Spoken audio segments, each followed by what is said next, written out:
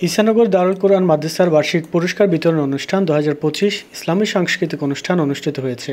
বুধবার কর্ণফুলীতে সন্ধ্যাটেক হল 21-এ বাংলাদেশ মৎস্য বন্দর কর্পোরেশন জামে মসজিদের খতিব ও অত্র প্রতিষ্ঠানের শিক্ষা পরিচালক মাওলানা নোমান সিদ্দিকীর উপস্থাপনায় ও রবিউল মডার্ন ট্রল লিমিটেডের ব্যবস্থাপনা পরিচালক মোহাম্মদ রবিউল ইসলাম সরকারের সভাপতিত্বে এই অনুষ্ঠান অনুষ্ঠিত হয়।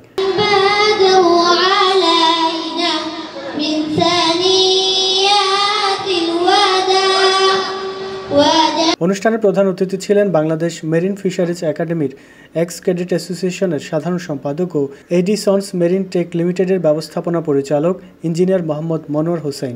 সবক প্রদান করেন অত্র প্রতিষ্ঠানের পরিচালক হাফেজ মাওলানা আলী মর্তজা।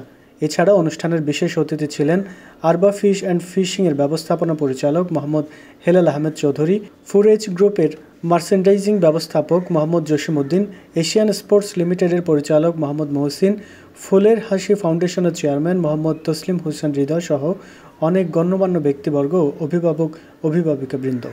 প্রধান অতিথি তার বক্তব্যে বলেন, ঈসানগর দারুল কুরআন মাদ্রাসা দীর্ঘদিন যাবৎ দক্ষ পরিচালনা, শিক্ষকদের পরিশ্রম ও অভিভাবকদের আন্তরিকতায় সুনামের সহিত মাদ্রাসা পরিচালনা হয়ে আসছে। এখান থেকে অনেক শিক্ষার্থী হাফেজ হন।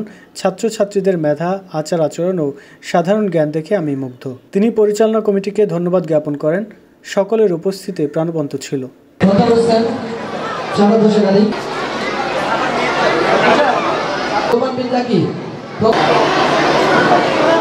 Mansurah Siddiqah